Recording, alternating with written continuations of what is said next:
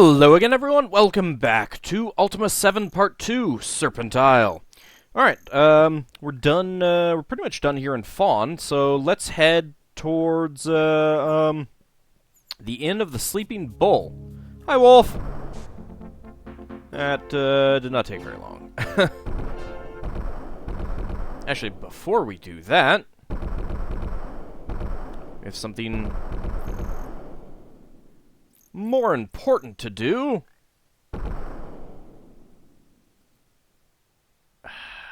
Never mind. It's just pumice. Alright, let's head this way. Wow, are we already there? Yeah, I think we are pretty much already there. This actually looks a little suspicious. Move these rocks. Nope, that's just a little pile of rocks. Okay. I think there might be something like that hidden here. So we've got a little grapevine. It's kind of nice. I don't think we can actually take grapes this time. Let me actually turn off Hack Mover.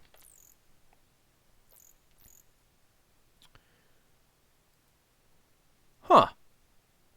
There is a locked invisible chest on top of this monolith. I think that's why all the rocks are around. I think I might have to go gather up rocks in order to build a path up there. At least that's what you're supposed to do. I may just hack move it down and see what's inside. Some jerky there. Don't really need it. We've got a scroll here. I returned home to the Bull as soon as I received Mother's letter. It was not easy to relinquish my command, but Mother needed me, and so here I am. I have examined the grounds and found nothing. Mother says she heard noises from the cellar the night Father disappeared. When investigated, I found crates overturned, but nothing else. I feel so useless. If only I had something, some shred of evidence indicating what became of Father. Alright, well, looks like we've got a little bit of a mystery on our... Hello? Who are you? Greetings, art thou speaking to me? Well, if it isn't another petty tyrant. Thou mayest as well leave now, pikeman. I have no use for the likes of thee. And thou canst do nothing to avenge the wrongs I have suffered. So leave thou before I grow tired of thee, and thou dost feel the wrath of Ensorcio the Adept. What? Yes, tyrant, and I shall say it in front of Argus, too, for all that matters. You pikemen wear your bravery marked on your faces for all to see, and expect the world to tremble at your feet. Thou demandest tribute like a king, but all thou art worthy of is contempt. Thou dost not speak to an ordinary pikeman. This is the Avatar. Thou mayest not judge the Avatar by this mark alone. Do not let him say such things about the Avatar.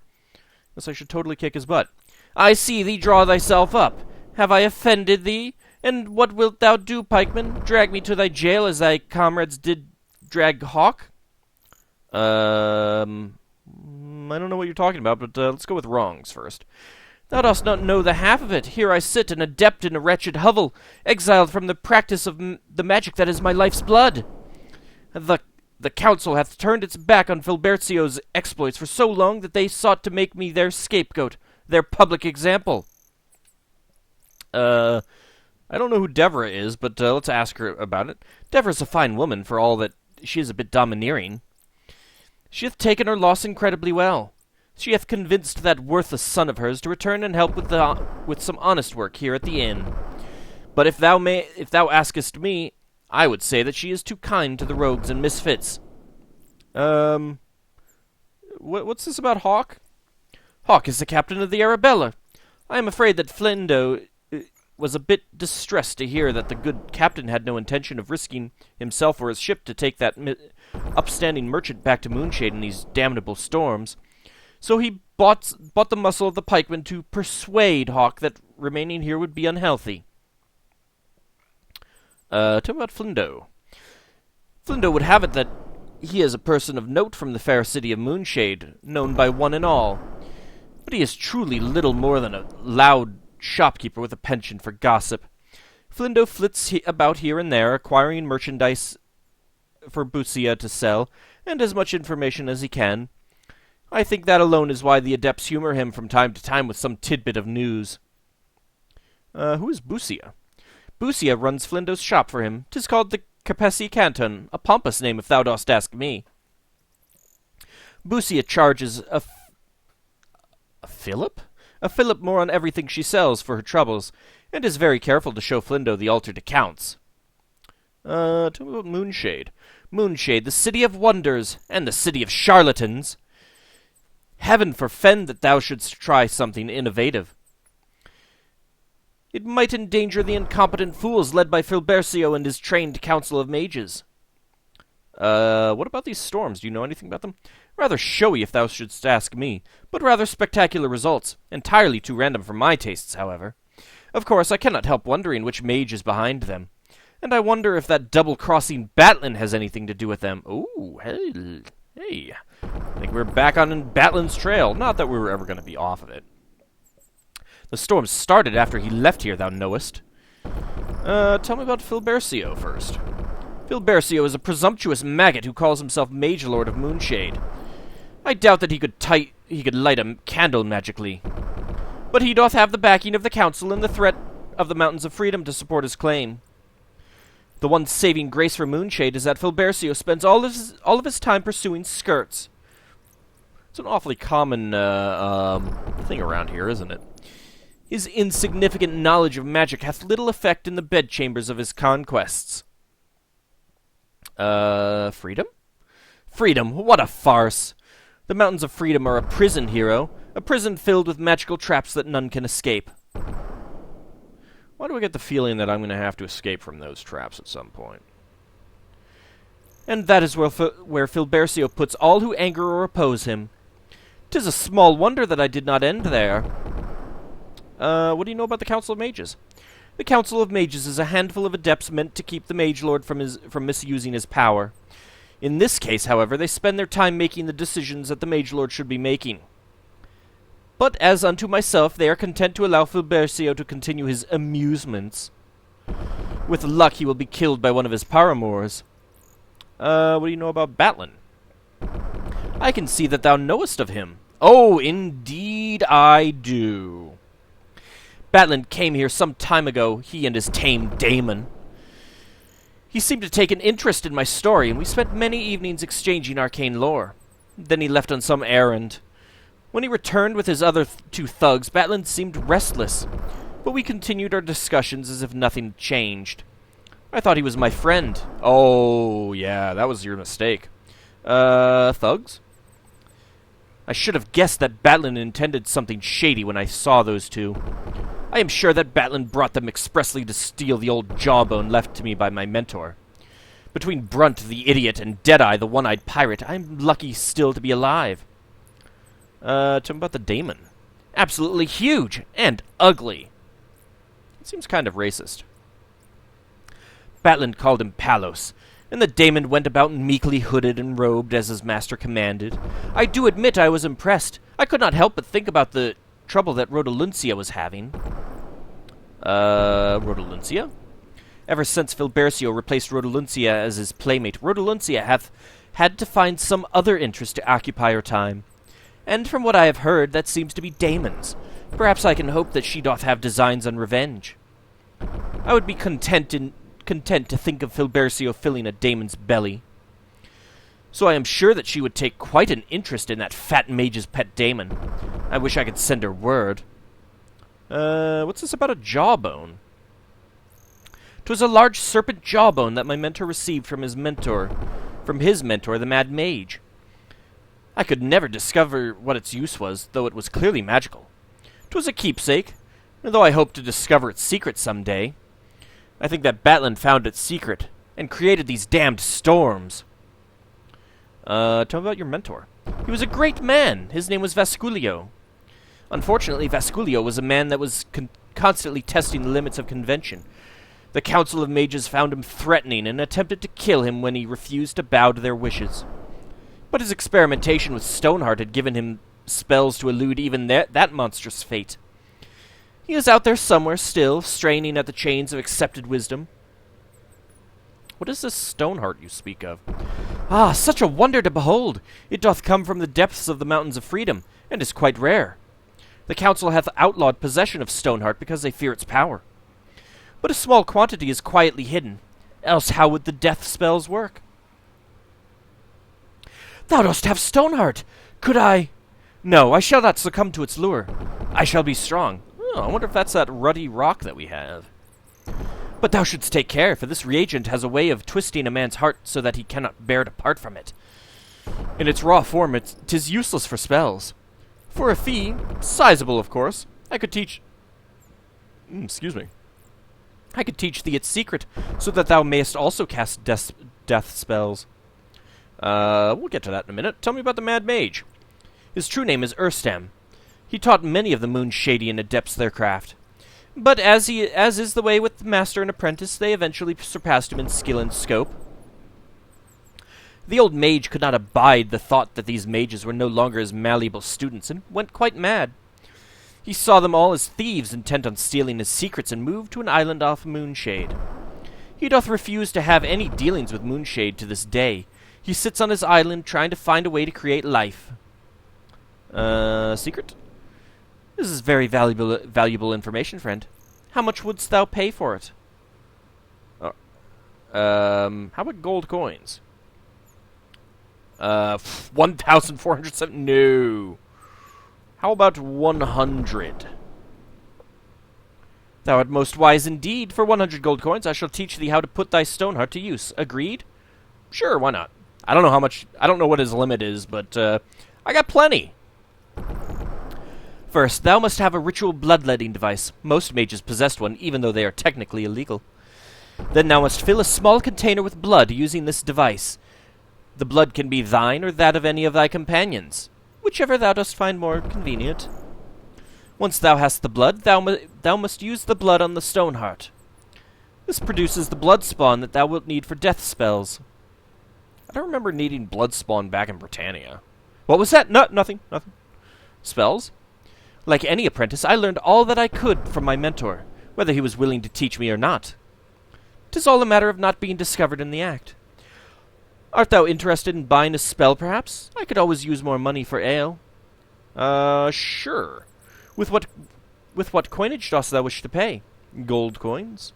Alright, so we don't have a spell book yet, but I believe he will give us the spells on scrolls.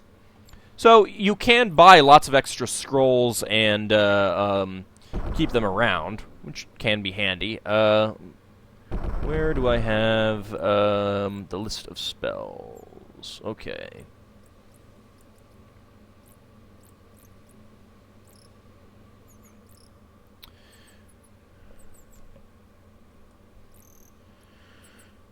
Let's see.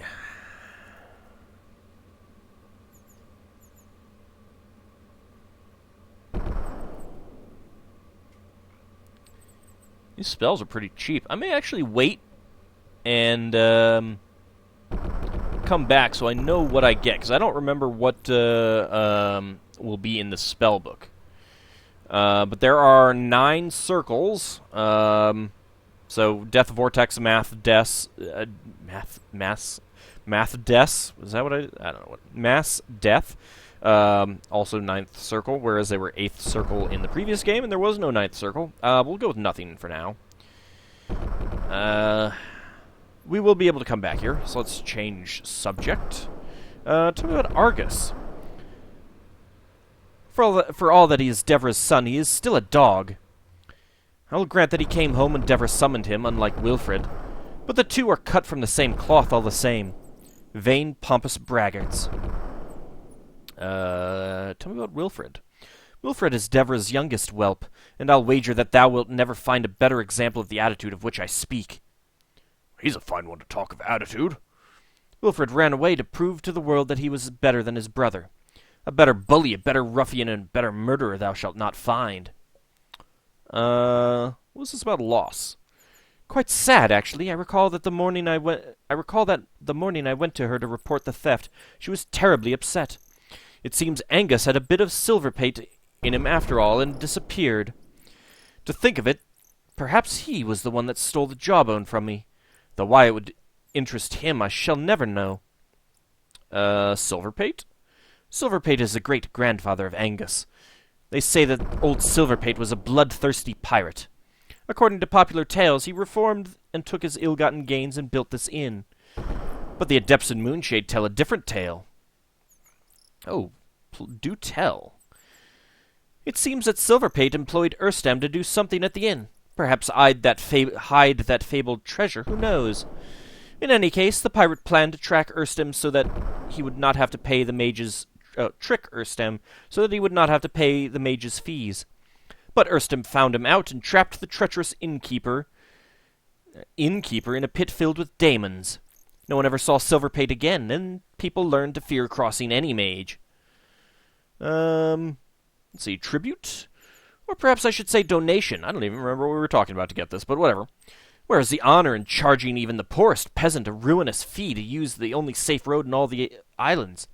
So much for protecting the weak and helping the poor. Example. Filbercio hath hopped from bed to bed throughout the city, using every means of coercion possible. But let it be found that poor Ensorcio used magic to catch the favor of an adept's daughter, and suddenly I am an unspeakable monster. Yeah, actually, you kinda are. Thou canst not know what humiliation is until thou hast been turned out from thine home and told never to return on pain of death. Thou canst not know the burning shame to hear that thy wrongdoing hath been proclaimed to all. To know that wherever thou goest, people will say, "Isn't Ensorcio that exiled mage from Moonshade?" Let's see, Filbercio. Alright, we're just going to go through this so that we can clear the entries. We got Angus again. Oh, no we didn't. Angus was Devra's husband. Seemed a right enough fellow. Oh yeah, Argus was the son. Got it, okay. Liked a cup or two of ale in the evenings. Worked hard, but then with her nagging, he couldn't help but work hard. Would never have guessed that he had the spine to leave like that, but I suppose that every man doth have his breaking point. Let's get through freedom. What's this about coercion? The least that I have heard of is blackmail. Who knows of what other means Filbercio will stoop to fulfill his lusts? But I have no details, for I try not to listen to such stories, as they always send me into a near murderous fit. Thou shalt have to seek thine information elsewhere. An adept's daughter, you say? Oh no, thou shalt not have her name dragged through the mud alongside Ensorcio, never! I cared enough for her to spend my magics upon her, hoping that she would come to care for me. I'll not have thee blacken her name for all that's been done to me. Okay, goodbye. Let's see if you have anything in this, place. No, you do not. So disappointed. Alright, well, talking to him was, quite a considerable amount of time. Oh, we've got a monk here. Let's see, we've got some torches in there. Nothing interesting there. We've got a clacker. Got another crate here with just plates. We've got artist's equipment. We've got a fishing rod. Let's take a look around here. Ooh, a bag. Just a little bit of junky food. Another bag. Candles. Nothing much good there. Sell some of that stuff, but I have no interest. Right now, at least. There's quite a few things up the stairs. Let's... Ah, hey! Another place that I can, use the spinning wheel. That's good. I think I will keep that in mind. Some weapons there. Some armor there. We've got some more, bales of wool. That is locked. Let's see if, we can pick it. We can, and it is empty. I feel cheated. I feel cheated. Hey, there's chickens. We could totally kill the chickens and get the food from them. Ah, poof. There's a cow. We could always kill cow for food. Got a sheep we could kill for food. We can get eggs. Pretty much unlimited. Let's go talk to this monk here. My name is Migum. I am the librarian on Monk Isle. What are you doing here, then? I have been awaiting thine arrival. Librarian? 'Tis my duty to transcribe and care for the prophecies of Zenka. It was I that found the passages that told of thy coming. Tell me about Monk Isle. Monk Isle is where the followers of Zenka dwell, Elmandretta. Only a few believers remain to study and contemplate the mystery of her words. Few are now willing to devote their life to waiting on events that may take centuries to unfold. Faith is not an easy thing. My arrival, you say? Yes, Elmandretta, 'tis written that a hero from another world will come to right the disorder in our land. That is thee. 'Tis also written that treachery will stalk thy steps at the beginning of thy quest. That is why I am here. Not all of Zenka's followers believe that we should take direct action in aiding thee. However, Thoxa and I disagree. Oh, so you're a friend of Thoxa, okay. What kind of aid do you have for me? I must be cautious in aiding thee, milady, but rest assured that I will prompt thee as much as possible. Okay. Tell me about Zenka. She was a very wise woman, milady. She foretold the storms that brought thee to our land and saw the end of the world. Those who believed in her visions banded together to study her words so that we might help avert the fate she foresaw. Passage? Alas, Zenka's writings follow no order and are convoluted and vague. We have spent the years since her disappearance trying to decide if some passage hath already happened or if one event will follow another. Tell me about these events. The events in the prophecies are wild and connected by no frame that we have been able to discover. Great storms, the containers of hope smashed, lost love forgiven and restored. We will seek their meanings. Okay. Disappearance? Zenka was not a young woman, Elmandretta. After she disappeared from our midst, we found a freshly inked passage that promised her return when the end was near. I always thought that she had discovered some way to ensure that she would live to see her prophecies revealed, though I know not how. End of the world? Within Zenka's holy writings is the passage, when at last the great scales unhinge, the overburdened world shall be torn asunder by the opposing forces.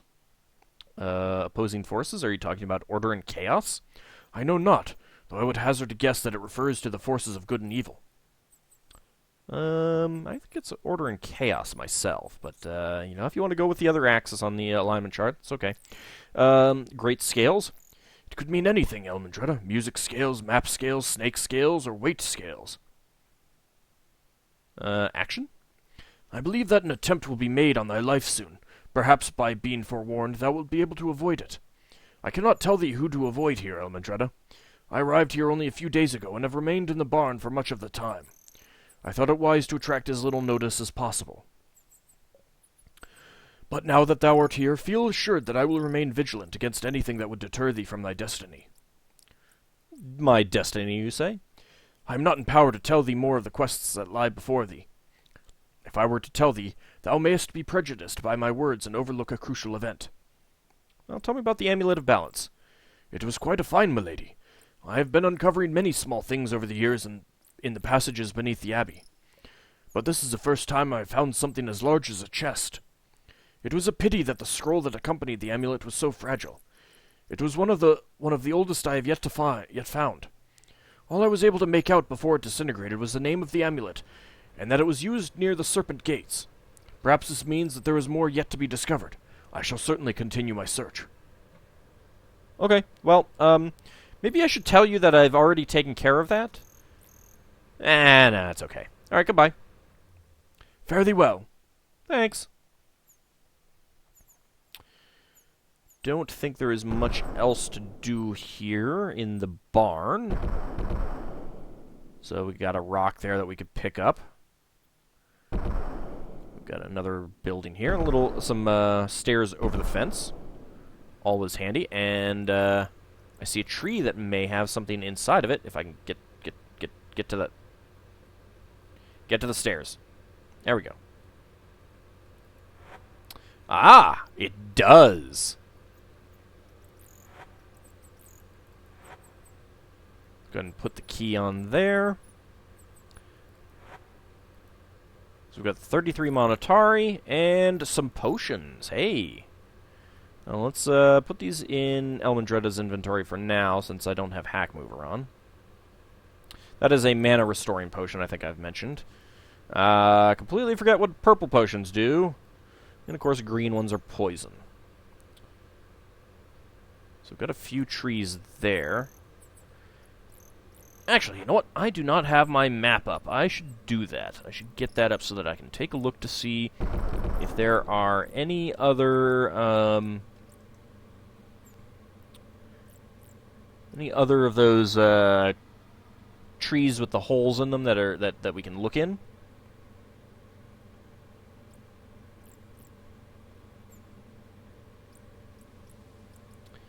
Alright, let's see. Where was that?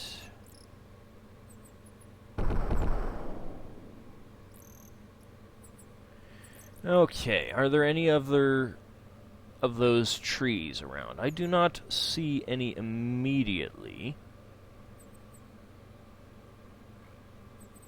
Nope, looks like that is the only one. Okay. But we did get that key. Not sure exactly what it'll be used for.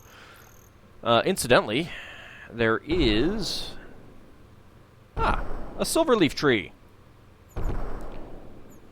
A single lone silverleaf tree on this entire continent.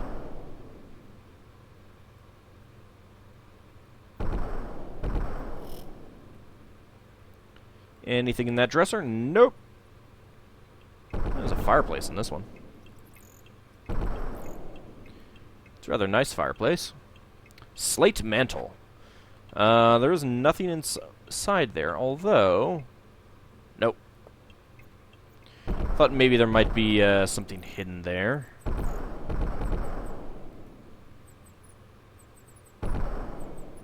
Got a couple of rock outcroppings.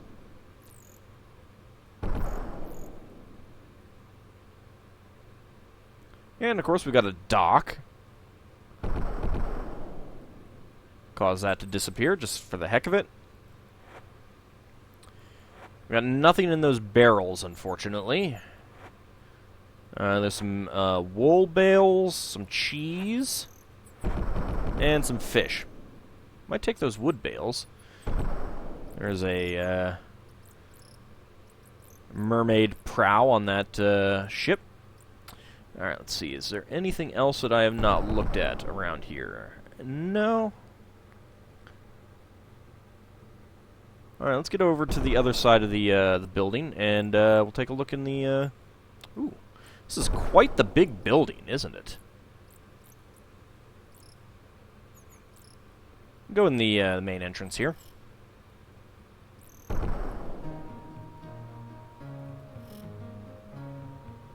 Hello, how's it going? Hail, minstrel. Ah, welcome to the Sleeping Bull, noble lady. I am Byron, a gleeman, or minstrel if thou wilt. I know several tales or tunes that might stir thy brave heart. Tales? For those with an adventurous spirit, I can tell thee of the northern savages. For those who wish to hear of a lost civilization, I can tell thee of the people who left the ruins on this continent. For those who would hear a tale of bitter bravery, I can tell thee of the lost king. Tunes? For thee, brave lady, I would sing of dreams or perhaps tragedy. Of course, although I sing to entertain others, I hope for some small token of appreciation, if possible. Singing is thirsty business. Tell me about the northern savages. Once thou dost leave the warm lands of man, thou dost come into the realm of the northern savages. These creatures have faces that strongly resemble that of a normal man, but they are covered head to toe in a shaggy fur pelt. Some say that these creatures are some lost tribe of man that hath adapted to the cold. Still others claim that the savages are a mage-created race that guards some great mystical secret. None can say if they are intelligent. They build no structures and speak no recognizable language. There is also a song about the northern savages. Wouldst thou care to hear it? Sure, why not? All right, then. Far away in the cold white north there lives a vicious band. With soft gray fur they walk about on two legs, just like men. Do not fool thyself to think that they might be a petty robe? They might be a petty robe. For if thou dost go a-hunting them, thou shalt never return home again. If thou didst enjoy my song, I would appreciate a small contribution to my room and board. Okay, fine, gold coins. How about... Oh, not 127. How about a 1? Many thanks, milady. Perhaps thou wouldst care to hear another song, or if thou art tired, I can return later. How about the lost culture? Long ago, before any of the cities thou knowest today were built, there was a race of men who worshipped 3 great elemental serpents. Some followed one of fire, others followed one of ice, and still others followed one of earth. What about one of air? Air always gets shafted, man. As only the serpent of earth could withstand both the fire and the ice of the other serpents, it possessed the most power. The fire and ice serpents were violently opposed to each other, but they were held in check by the serpent of earth. Then the serpent of earth lost power. The fire and ice serpents warred for supremacy. When the battle ended, it mattered not which serpent had won, for the land was destroyed and all the worshippers lay dead. Yeah, I think we knew something about that. All right, tell me about the Lost King. To the north of here stand 2 castles, seemingly left empty by the ravages of time. But neither is truly empty, for they both hold the ghosts of trust betrayed. In one majestic castle, a lady waits for her faithless lover, who pledged his love and never returned. In the other, a father and ruler, driven mad for the loss of daughter and erstwhile friend, took his people beyond the cares of time. All the trapped souls await the return of the one whose desertion forever changed the land he had sworn to protect. All wait for the return of the Lost King, and revenge. Well, I don't think Aragorn's going to be coming anytime soon. Wait, what art thou talking about? It seems... But no, it could not be. Hast thou any more to tell of this Lost King? Dost thou know his name? Few in truth have ventured within that castle, lord. They fear the wrath of she who dwells there. And none have ever returned from the other castle. But the name that is given for the Lost King is Lord Shamino. It can't be! There must be some mistake. There is a song about the lady. Wouldst thou care to hear it? Sure. So, Shamino. Amber's going to be a little bit disappointed when we get back to Britannia. Oh, shut up, Avatar! Long ago there lived a maid as fair as a summer morn.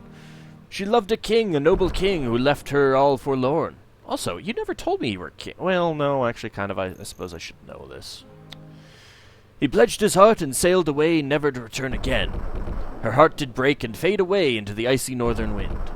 If thou didst enjoy my song, I would appreciate a small contribution to my room and board. Gold coins? Here, have 1.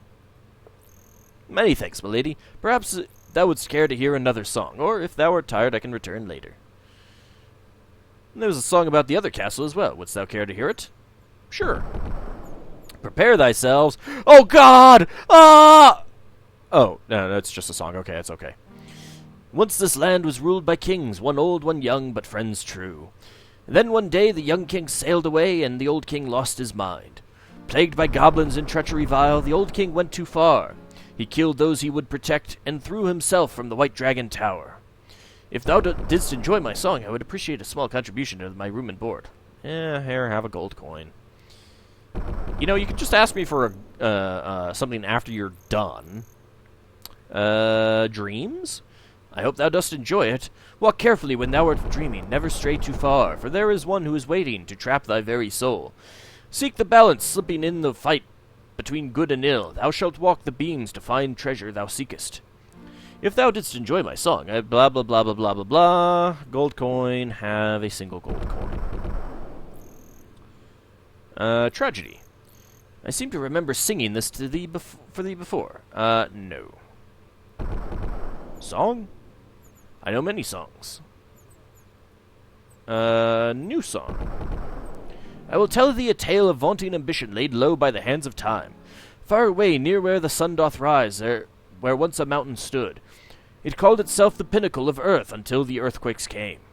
And now that mountain, tried by fire and ice, lies crushed beneath another's dream. If thou didst enjoy my song, blah blah blah blah blah. Could totally give him 1,403.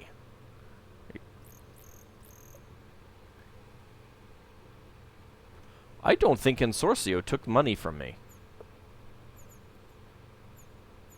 Alright, goodbye. Farewell, Gleeman. May thy path be something or other. Let's see, magic music player. Ooh. 1, 2, all the way up to, what, 8? Oh, stones! Not stones again. I don't actually hear it, though. The Sleeping Bull, register. Rodolfo of Moonshade. Okay, now I hear it. Nakali of Fawn. I don't remember a Nakali. And Sorcio of Moonshade. Rishar of Monitor. I don't remember a Rishar either. Batlin of Fawn. Of Fawn? Palos, manservant of Batlin. Rodolfo of Moonshade. Rishar of Monitor. Maybe they're here. Alright, well, it's about time to end the episode. I think before we jump into talking to people in the next episode, we'll explore the inn a little bit, see if there's any tax that we can procure from the residents. Until then, I shall see you next time.